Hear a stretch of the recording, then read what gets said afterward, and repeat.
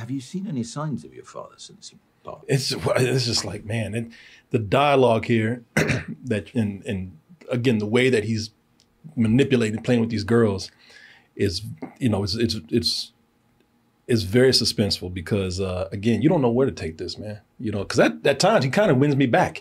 At times you're like, listen, that's how charming he is. It's like, oh, he's not that bad.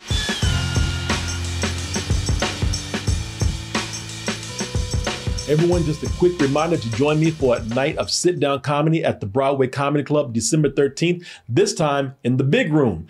Get your tickets by going to doubletoastedny.com, broadwaycomedyclub.com, or simply doubletoasted.com, and I'll see you soon. Oh, people, there is a new genre of horror in town, and it is called religious horror. Not demonic possessions. The devil ain't got nothing to do with this. This is usually from the point of religious fanatics terrorizing other people. Can you name a couple of others? Yeah, Kevin Smith did a movie called Red State.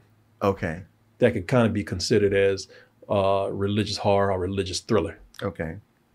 And there's some others out there.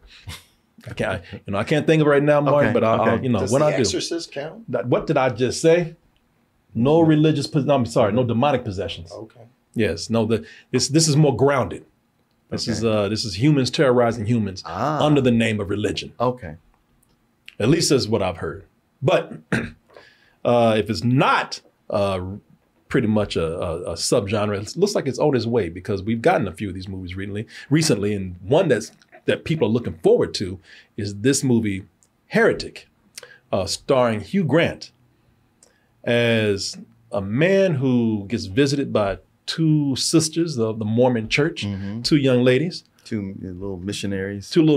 They want to spread the good word of the Lord to this man right here, and hopefully save his soul. And he says, yeah, that's fine, I'll listen, but let me tell your ass something right now. Come on in and have some pie. And let's read from the book of Mr. Reed. That's his name in the movie right here. Again, a lot of people looking for this movie because of Hugh Grant. Has Hugh Grant ever starred in a horror film? I don't think so. I'll look it up. Yeah.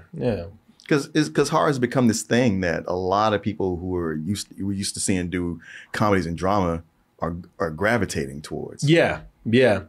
Well, I don't know what else he's been in. As Paddington 2 was pretty scary, man. Some parts. I'll give you that. And I don't know if he's as frightening here as he was with that bear, but he is kind of creepy. Let's go ahead and take a look at the trailer for Heretic, and we two heretics will come back with our review. Good afternoon. Mr. Reed, are you interested in learning more about the Church of Jesus Christ? Yeah. What happens if we choose the wrong door? I will tell you right now, because everybody's been saying this, and I'm in very much agreement with this. Hugh Grant is what everybody's looking forward to with this movie, and he is great. The thing is with Hugh Grant has more range than a lot of people give him credit for. And, and he's taken his well-known charm here in this movie. And as you can see, he's upped it to a very sinister level, right? And I don't think I've ever seen this sinister side of Hugh Grant before. Yeah, I've seen him be, I guess villains or antagonists before, but not to this level. Yeah. Like, well, we were joking, but like in Paddington, he's a funny villain. There's times he's played villains, but they've been, Dungeons and Dragons. Yeah, exactly. They've been silly villains, wacky villains, grounded villains. This is a grounded villain right here too. But like I said, this is just a side of Hugh Grant that we haven't seen before because, as I said, he's managed to take that charm and weaponize it in a way. That's a good way to put it. Because I was like, you know what? I don't like you no more. Because you're just kind of scaring me, man. He has a way of being charming and then all of a sudden flipping a question on you in a way that just feels very uncomfortable. As I understand it, stop me when I go wrong, he was visited in the night by an angel called Moroni. Yeah. Pie smells amazing. And now that you've been studying the Book of Mormon, how does it make you feel? Can you guess what kind of pie she's making? blueberry pie? It is blueberry pie. I knew it, my favorite. And the movie's really not trying to, I'm going to go back to this scene a little bit, just show you something. The movie's not even trying to hide. You know, it's almost like saying, how come these girls don't see this? This man's lit in an ominous way. Yeah, yeah. You know, his home is dark. Yeah, yeah. You know, yeah. You're right. His home is dark. And the things they say, like, hey, we're not allowed to be here without another woman present, he's constantly dodging. Well, it goes to, he dodges, but it goes to show the power of his charm. He brings these girls in. And now if you watch this, we don't really even know that much about him. We don't even know how this movie's going to go. But there is this feeling that this man is playing with his food, you know, before he really goes in and kills it and devours it. Going back, can I ask, how did your father pass away? And did you see that look? Like the smile went away. Like he really, he's meaning to make her feel uncomfortable. This is not. It's all very deliberate. Yeah, and you can see that. This is not him being naive at all. I'm sorry, I shouldn't. Have you seen any signs of your father since he passed? It's just like, man, the dialogue here, that and again the way that he's manipulating, playing with these girls, is, you know, it's very suspenseful because, again, you don't know where to take this, man. You know, because at times he kind of wins me back. You know, at times you're like, listen, that's how charming he is. It's like, oh, you know, he's not that bad. I mean, he's got pie. How bad? Yeah, exactly. Well, it is a thing. Well, yeah, he's charming, but this is, you know, a situation where you can feel the tension and it's creepy, but you don't know what he has planned. So at any moment, maybe things are okay. Maybe he's just trying to them a little bit. Yeah, because you know, at first you're thinking like he's messing with them because he doesn't agree with what they do. Maybe he's trying to teach them a lesson, or maybe he just wants to mess with some people whose beliefs he does not share. Some people that he thinks are naive. You're right. You really don't know in the beginning what his intentions are. And at times you're scared. At times you're second guessing. It's like, oh well, maybe he's not that bad. But then it's like, okay, well, I'm watching a damn horror movie, so he's right. Every time you think back to that, you're like, nothing good is going to happen. Yeah. So I was kind of like, oh, wait a minute, hold on. I would have been in that house. Waiting on pie. He would have got me. Also, when you saw this, did they bring pie out? No. They scared the me. Oh, really? Because it was dark. And in this scene, right? So I watched this at the Alamo Draft House, the screening of this. And during this scene, when he's talking about bringing out pie, the whole staff came out. And they all came out at the same time. And when they do that, that feels like a religious cult ritual or something. I was like, oh shit, they trapped us in here. Well, like an FBI raid. You know what? They brought out several courses of a meal when I saw the menu there. Did they bring out a lot of food for y'all? Yeah, they every time they would serve a course in that movie, they would bring out that course. Okay, well, they just brought us pie. Cool. And I was mad about that too, because that pie was good. I wasn't supposed to be eating that shit. And on top of that, I had a chair next to me that was empty, but I put my stuff on it. So they thought somebody was sitting there. So they gave me 2 slices of pie. Oh boy. I shouldn't have been eating all that pie, but man, that pie was good. How are you going to not eat that pie? You don't put no pie in front of somebody, you don't eat it. And how often do you even have a chance to eat blueberry pie? Man, I don't even think I've had blueberry pie. I mean, I haven't. Never in my life. Pie? Yeah, I got it for my birthday this year. Yeah. I don't think I've ever eaten blueberry pie in my life and I was like, damn, I've been missing out. I think maybe I had a bite of like a Hostess blueberry pie when I was a kid. Oh, yeah. But I was like, I prefer lemon. Yeah, you know what? Or apple. See, that's what I'm saying. That's how you would have got my ass. Pie? Shit, all right, you talking now. Yeah, that pie was good. And I know it wasn't but some old damn supermarket HEB bought pie, but man, I ain't had no sugar in a while. HEB makes good stuff. They do. I think what I really like about this though is that, so you have Sophie Thatcher, who plays Sister Barnes, and Chloe East. Sophie Thatcher is the one on the left, and Chloe East is the one on the right. She plays Sister Paxton. Both of them are good, and I like them because, you know, they're played as of course, the weaker personalities in this scene. You know, they're not the ones manipulating, the ones being manipulated. But, you know, there are little details with these girls that they drop where you have to kind of figure them out.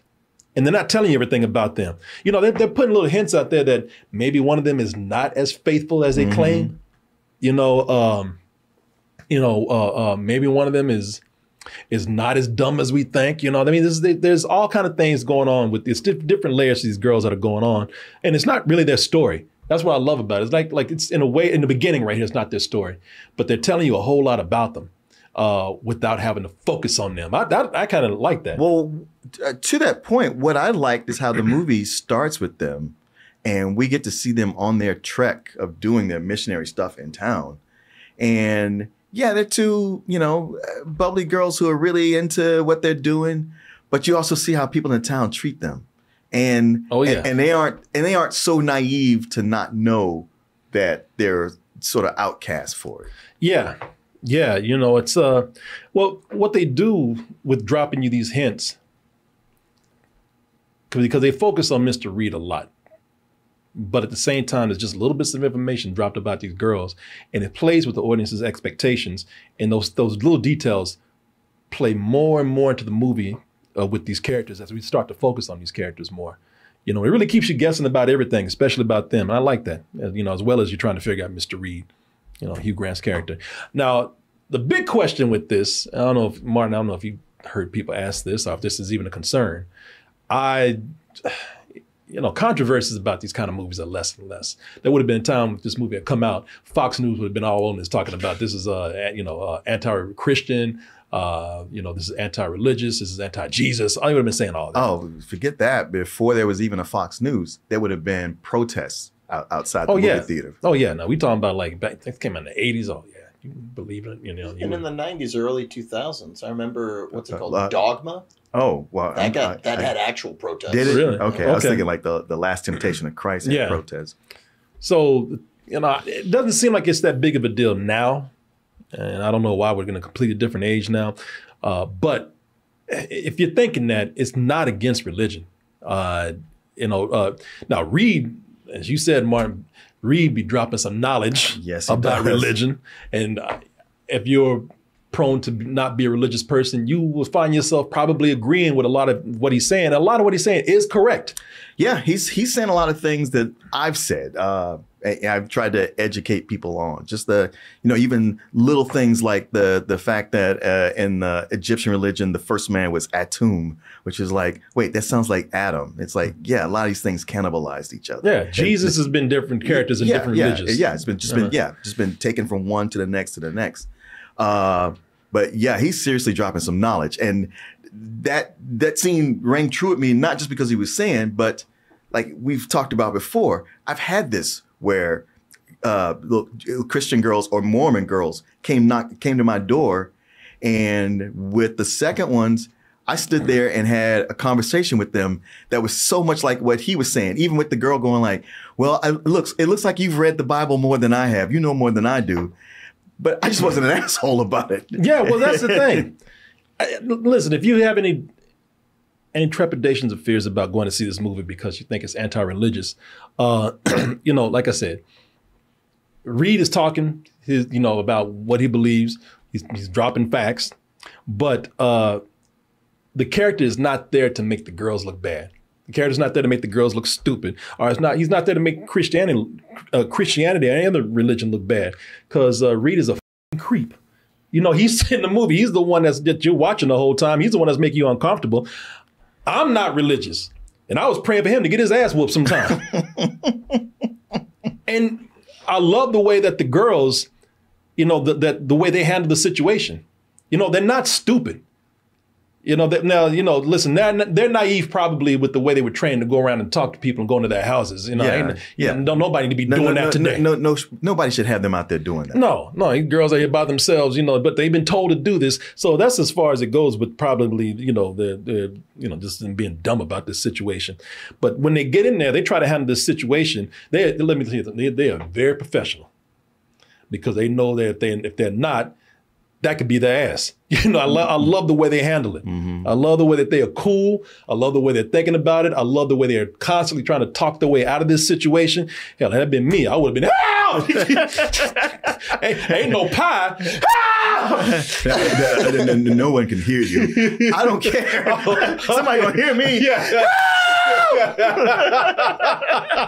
You're gonna get tired of me screaming. Either somebody gonna hear me or you gonna better go get some pie, something. One of these things got to give. But yeah, so they don't play these girls to be too dumb right here, man. I will say, which is refreshing. Yeah. This they are not the typical victims in a slasher movie. You know, they're not making these dumb mistakes where you're like, oh, why? Okay, you deserve to die. You know, it's nothing like that. And by the way, I'm not saying anything about this movie. I'm not even saying the girls are innocent or there's a twist or something. You know, I'm not telling you anything. You have to see the movie yourself. And some of y'all already saying, man, you already told. No, I did not. No, I'm paying attention for that. I don't want you to spoil anything. No, I'm not spoiling anything for y'all. There could be all kind of twists in here. You don't know. There's a point where, you know, like I said, you don't know what to think about anybody in this situation right here. But I will say, in the middle of the movie, for some people, it might be too talking. Hey, everybody.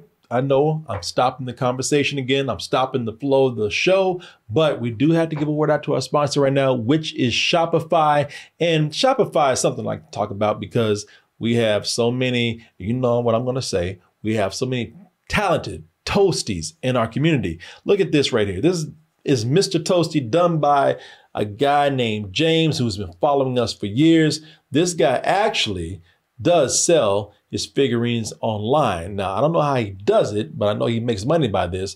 But if I was to tell him to actually become a real entrepreneur selling these kind of things, I would quickly recommend that he go to Shopify. Why? Because Shopify is the global commerce platform that helps you sell at every stage of your business. And one of the main reasons I recommend this is because if you're trying to get into a new business, being an entrepreneur, then you're going to need all the help you can get. And you can get that with Shopify's online support, 24 hours, they got you covered. And you can sell more with less effort thanks to their AI-powered system, which is Shopify Magic. Businesses that grow, they grow with Shopify. And in order to grow, Shopify knows that you need to probably save a little money to make some money. And they are definitely here to help you out with that with, of course, a code that we have for you right here, provided by me. If you put this in shopify.com/toasted, you will get a $1 per month trial period. I want to thank Shopify for sponsoring this portion of the show. And of course, I want to thank all of you, our loyal Toasties out there, for your support. And now back to, where is it at? Oh, there it is. Back to the video. I think the dialogue is great. But if you don't like monologues, and Hugh Grant gives a couple of them, it might get a little slow for you. The dialogue for me, as I said, was the suspense, thanks to Reed's unpredictable demeanor right here. You know, he could be charming at 1 minute and ask questions that seem very ominous or even, you know, just uncomfortable. You know, they make you squirm just because, like, asking about her dad. You know, I like the dialogue here. Also, this small house, man, there's so many creepy levels to this house in there. Right. But at least it's some really cool camera work.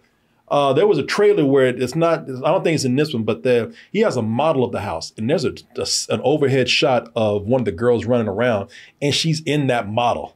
You just have to see the movie to see what I'm talking about. I was like, man, that is an amazing shot right there. I think if I had any problem with it, my biggest problem, because I thought I was going to love this, I like this a lot. The thing that kept me from actually, just absolutely loving this was I did not buy how things came together at the end. I didn't buy, how everything was figured out by some character. Like, you have to go see the movie to see who it is. It was very one last minute, a lot of exposition. And even some foreshadowing on some things. And there was one last minute thing that happened in here where I said, okay, that's completely movie bullshit that I would expect from a more mainstream Hollywood movie than this movie right here. So the ending I did not I wasn't crazy about. I was going to ask you something, and what you just said like makes me want to double down on this because it sounds similar to this other movie. How does this compare to something like Saw? Because they talk about playing a game and stuff like that. No. And at the end of the Saw movies, you know, like there's like all those moments where it's like all the flashbacks and all that shit. No, this is more cerebral than Saw. I mean, the Saw is there to just torture and kill people. You know, this is really more of a philosophical game that's being played to almost a torturous level.